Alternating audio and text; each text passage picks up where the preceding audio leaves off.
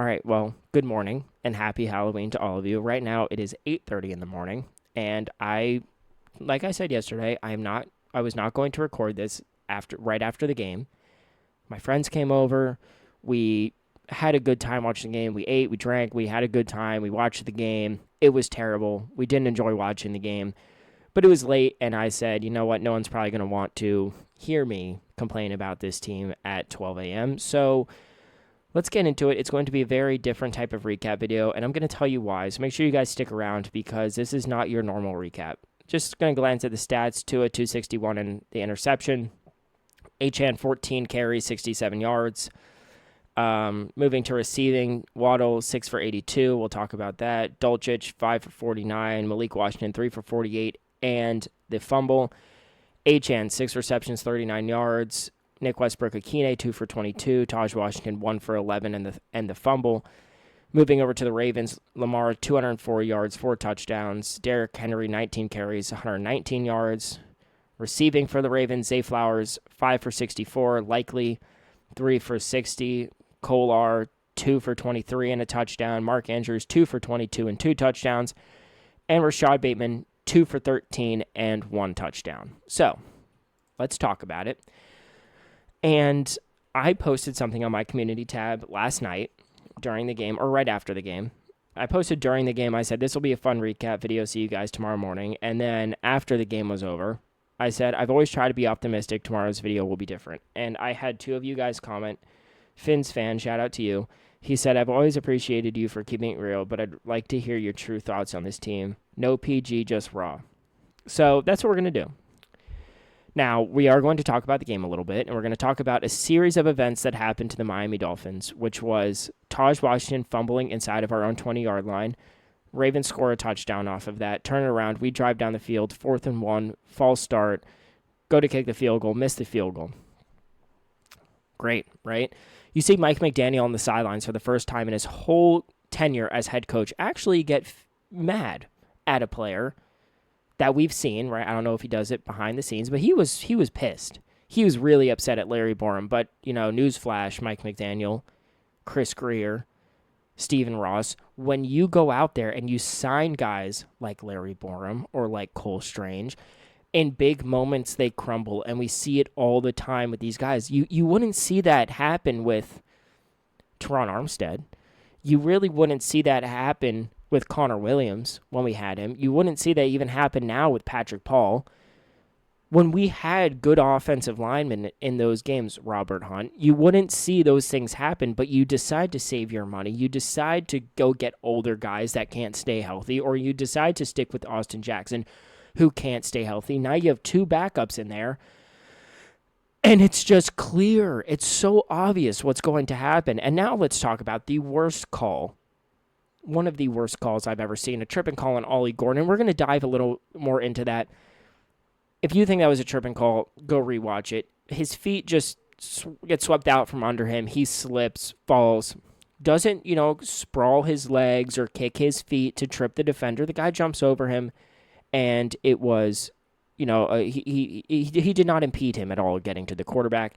40-yard bomb to Jalen Waddle inside the 10-yard line, I think. And the refs throw a flag. They get together. They talk for like an hour.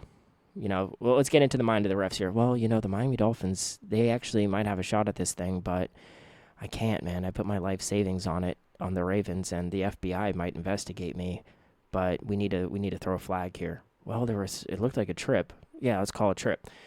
Tripping call on Ollie Gordon. Ollie Gordon comes off the field, and this is what I want to talk about. The coach, whoever that coach was yelling at Ollie Gordon.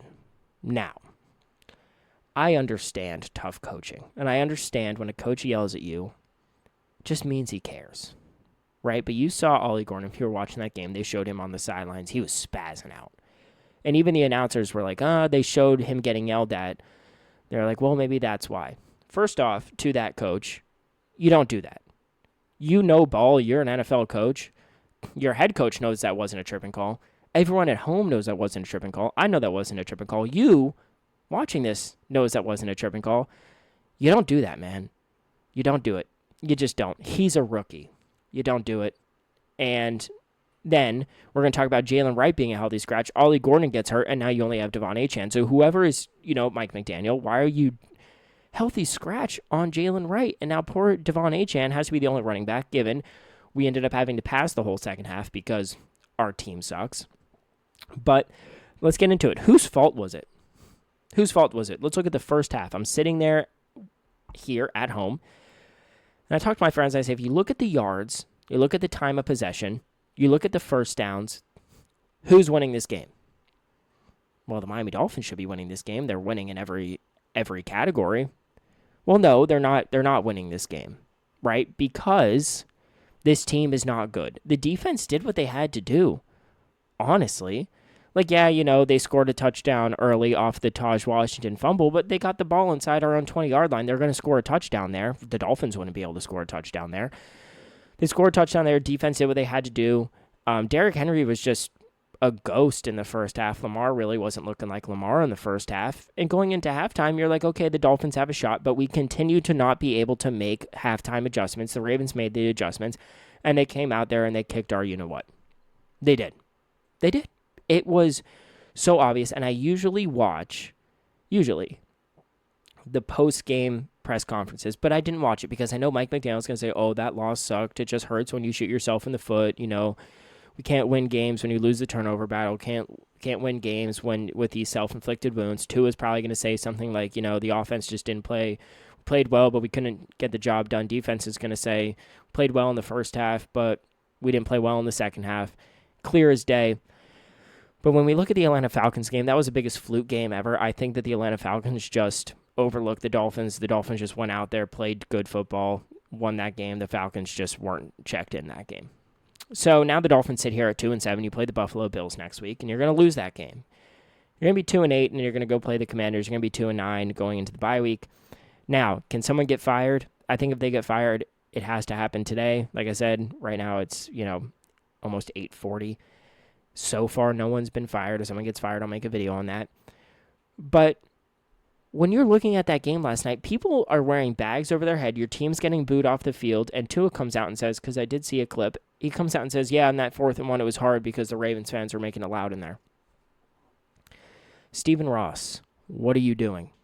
What are you doing? I mean, it's just so embarrassing for this team. It's so embarrassing to be a fan of this team. Stephen Ross cares more about where his car is parked when he gets off his private jet than he does about his football team. If you know what I'm talking about, you know what I'm talking about. If you don't, I'll tell you right now, there's a clip going around, Stephen Ross getting off his private jet, and he was pretty pissed off because he had to walk 10 more feet to his car while getting off his private jet than he, I guess, used to.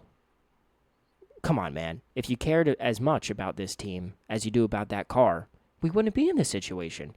But when it comes down to it, I'm very proud of the Dolphins fans who didn't go to that game because it shows Stephen Ross that we're sick and tired of it. And if you're a Dolphins fan and you want to look at, a game to go to, don't go to that Bills game. It's going to be bad. If there's a game you want to go to the Saints game. There's a shot at a win there.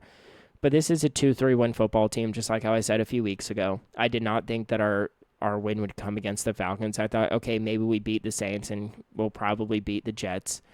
But this game and this team, it's just embarrassing. It's really just embarrassing. And big shout out to Devon Achane and Jalen Waddle because you are the only two guys that look like they care. And Ollie Gordon on that sideline. He was mad. He was pissed. Pissed because of it. It was a terrible flag. Pissed because his coach got in his face and yelled at him about it. Those three guys show you. Now, we don't see them all the time, but they show you that they want to win because they're always out there. They're always trying. But let's get into whose fault it was. And I know people are going to want me to say it was Tua's fault, right? But let's get into it. The defense played good in the first half. They did what they needed to do. Every player other than Devon Achane and Jalen Waddle on the offense are at fault for this. The offensive line, at fault. The wide receivers, other than those two, at fault. The quarterback, at fault. It was just bad. How do you not score a touchdown when we get the punt, holding on them, pushes us into, the 30 or 40-yard line? You get ideal field position. When we were there, I was like, this is it. This is our shot. You go down there, score a touchdown, you stop them on defense because the defense is playing well, and boom. We're right back into this game. That did not happen. We're going to talk about the interception. I think at that point, Tua was just like, screw it. People were upset that he didn't try to throw that Hail Mary at the end. I don't understand why, with 20 seconds left, you decided to run the ball and waste your one timeout. And now you have 11 seconds to go 50 yards or 40 yards down the field to get in a field goal range because your kicker missed a 30-something yard field goal. It's coaching. It's execution. It's all of it. Now, Dolphins don't play for 10 days. So we're going to have a few more videos coming out. We're going to have I'm going to grade every position, and I'm going to post a video on just the state of the Miami Dolphins and looking at this mini bye week, what needs to change if they want to win games. But I appreciate you guys so much for watching these videos. Unfortunately, we don't come on here and we don't celebrate. We don't talk good about this team. But maybe one day we will. Maybe one year we will.